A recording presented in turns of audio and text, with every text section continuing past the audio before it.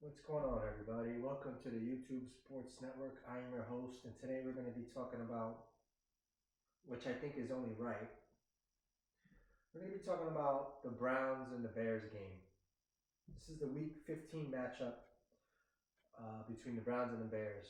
I'm talking about it because the very last video I did was about Shedeur Sanders and how I said, right? How I said that Shedeur Sanders has a future in the NFL. And even after the last game that just went down, I still believe that he has a future in the NFL. Even though he threw 3 interceptions, he got sacked 5 times. And it's hilarious because one of the main points I was making was about Sanders was, which is just hilarious. I'm going to use that word again. That it happened is because I was saying he's not going to turn the ball over. He's not going to throw interceptions. He's not going to take sacks. 5 sacks, 3 picks, no touchdowns. I even said he didn't have one game in college where he threw more interceptions than touchdowns. And I think he hasn't even done that in the NFL yet. But last Sunday was the day. Shedeur Sanders went 18 of 35. He had down to 51.4% completion percentage. The QB rating was 30.3. Like I said, he got sacked 5 times, no touchdowns, 3 interceptions. And you want to know what's crazy? I don't even think he played that bad. Like, you guys have to watch these games. There wasn't much he could do. There really wasn't much he can do. Let me give you the stats. These are the stats, team stats in the game that I'm gonna. There are a lot, but these are the ones that stand out. They give you a little bit of a gist what's going on. Before anything, the final score between the Bears and the Browns was Bears 31, Browns 3. They cracked them. I mean, did anybody believe that the Bears are going to beat the Browns? I was hinting at the fact that Shedeur might have an upset, or he's going to win a game over the final stretch of games on the schedule. That the Browns are going to win a game that they're not supposed to, or they're going to win a game. They're going to beat a pretty good team, or they're going to beat a decent team. Well, if that's the case, they got the Bills up next. They got this. I didn't look at the schedule when I said it, but I still believe they're going to beat one of these 3 teams. I really do. I think they're going to beat. Believe it or not, they're going to beat one of these 3 teams. I'll just go out on a limb and say if they don't, all right, they wind up what? They'll wind up. They're 3-11. They'll wind up 3-14, just where they want to be, so they can get themselves a top wide receiver. I'm sure. No, like I said, no offense to the guys that were there, but that are there right now. But the Browns are going to get some receiver help, no question. And I have this crazy trade in my mind that I can see happening, but we'll get to it in a moment. Let's just say that the guy's name is very similar to the team name. How you doing? Or is the team name minus an S? Get it? All right. So then they play the Bills, Steelers, and then at the Bengals. Do they beat the Bengals? Did they beat the Steelers in an upset? Okay. Team stats for this game: the Browns had 9 first downs.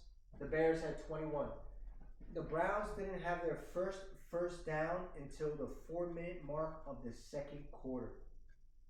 At that point, it was 12 first downs for the Bears to 1 first down for the Browns. At that point in the game, around the 4-minute mark, and I think it was still 14-0 at the time. Actually, yes, it was. Regardless, the Browns just weren't doing much. Total yards in the game: 192 for the Browns, 361 for the Bears. Red zone. The Browns only had 1 red zone trip, and that 1 red zone trip was the last drive of the game when it was already 31-3. And the Bears are 3 for 4. I've always said this. I'm going to say it now. I said it before. I'm going to say it again. I'm going to say it forever. Caleb Williams is the greatest flag football quarterback in the world. And when I say that, I also think he's a very good NFL quarterback. I just feel like if flag football really reached the heights that it did, and NFL players play flag football, Caleb Williams would be the best flag football quarterback ever. Just watch him play football. The way he plays football is the way I see a lot of quarterbacks and how they, or people who play flag football, how they want to play, how they aspire to play football. Caleb Williams is a super athletic quarterback, believe it or not, for those who are unaware. Time of possession, 27 minutes and 8 seconds for the Browns, 32 minutes and 52 seconds for the Bears. Rushing yards, this is a thing, right? You want to help your rookie quarterback, you want to be able to run the ball. 50 rushing yards in the game. Quinson Judkins, the starting running back for the Browns, he had 12 carries for 21 yards. That's 1.8 yards a carry. DeAndre Swift, I'm hurting, and I'll tell you why. My guy, I got a soft spot for DeAndre Swift. 18 for 98, 5.4 yards a carry.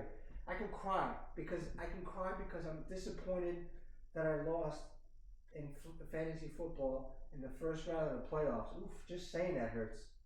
Wow. I don't remember the last time I've lost in the first round of the playoffs. I went 11-3. 11-3 in the regular season. All three of the four receivers that I started to have a combined less than 100 yards. And the reason why I have a soft spot for Swift, because I've drafted this guy over the last 2-3 years. I know 2 years ago, I helped a friend of mine draft her team, and we drafted Swift, and he helped us win a championship as a member of the Eagles at the time. Okay. I always wondered why he doesn't get the ball more. This guy is super, super talented. Super talented.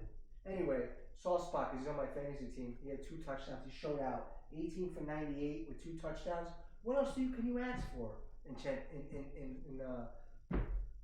for a fantasy team? But also when the playoffs start. Anyway, so I always got a soft spot for him. But 21 rushing yards for the Browns starting running back, which is never good for a rookie, especially going against a team in the Bears right now who are hot. Right now, the Bears are 10-2 in their last 12 games. Their next 3 games, they play versus Green Bay, at San Francisco, and versus Detroit. I mean, Caleb Williams is probably going to have some pretty good games against. He's probably going to put up some monster stat lines. I feel like he's going to put up a monster stat line against San Francisco, believe it or not, and Detroit probably as well. I'm just saying, who knows? I'm not making any predictions. But Caleb Williams is feeling really good right now. Right now, the Bears are 1-3 against their division. They're trying to avenge the loss 2 weeks ago to the Green Bay Packers. They lost 28-21. And the last game of the season, they played Detroit. In the second week of the season, they lost to Detroit 52-21. That was Ben Johnson's first game against his former team, the Lions, okay? So that's the gist there. That's on that side of the board. And these are the stats here. Also within that game, Harold Fannin Jr. had 14 targets. DJ Moore had 2 touchdowns. Okay, those are the numbers as they are. I say that Shedeur Sanders really didn't have a bad game. If you really watched it, his first interception was he was really looking at Fannin a lot. Clearly, 14 targets. That was the most in the game. I think somebody else had 7. I think Luther Burden had 7 targets. He was looking his way. I think the closest the highest amount of targets in the second, other than Fannin on the Browns, I think might have been like 4 or 5. I don't remember who it was. Point is, he was looking his way a lot, and the Bears were onto it. You know, so much so that beautiful interception. C.J. Gardner-Johnson in the 3rd pick of the game, he was lined up at the line of scrimmage, bluffing like he was gonna blitz. And then he literally, right at the snap, he ran back towards like the flat area. And at that moment, Shedeur Sanders was locked in on Fannin, who was kind of like running I guess you call it a deep out. I'm not a football terminology guy, deep out. and Sanders floated it up, and CJ from that backpedaling turned around and made a beautiful play. I'm happy that CJ Gardner-Johnson is playing right now because he got released by the Texans. And I remember thinking, I had a note in my phone, a note in my notebook a while back. I was like, why? This guy's a underrated, very underrated player, very good player. Been around for a while and has won a lot of games. Been with a few franchises. I believe the Saints, Rams, Eagles, Texans, now the Bears. Anyway, beautiful play. His first interception, he threw to another. He was trying to target Harold Fannin Jr. up the middle, and he didn't see what's his name, DeMarco. I think his name is DeMarco Jackson, who was a very, I don't even know who this guy is, number 48. He's a player. He's a good linebacker for the Bears. He deflected the ball in the air, and he just wound up picking it. So Sanders didn't see Jackson, the linebacker for the Bears, in the middle of the field. So, one of those short intermediate throws, trying to hit the safety blanket here, and it didn't work out. So Jackson tipped it and picked it. Tipped it and picked it. And then the second interception was a beautiful throw to Jerry Jeudy, who made a nice move on Jalen Johnson. He made a nice move to get to the outside. Sanders threw a dime right at the right pylon, just about the right pylon, and it hit Jerry Jeudy right in the chest. If you would have snatched it and went 2 feet, touchdown. But he went like this, he like fumbled it or just bobbled it, and it was like Johnson was right on and was able to just snatch it out of like the grip of Jeudy. So Jeudy if he would have secured it, it would have been a touchdown, and these stats would have looked a lot different, or different than what these numbers show. They probably would have looked a lot different. So honestly, what a battle-tested game. Stood in the pocket, eluded a lot of pressure. There was a lot of pressure on Sanders in this game.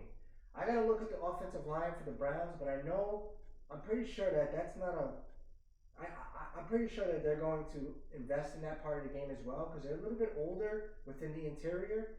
I don't think that's a part of their line that they've been, I don't think that's a position of their team or part of the team that they invested in a lot, but they're going to have to get some help in the offensive line because they need to keep this guy upright, but he does his best to avoid pressure. He really does have a sense to him, a lot of poise, tough, will take a hit, and he senses that pressure coming.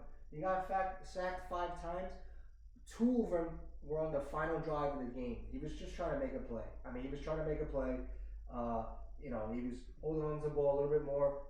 Hopefully, like hoping that his wide receivers can get open, but it just wasn't there. So those 2 sacks he took late in the game.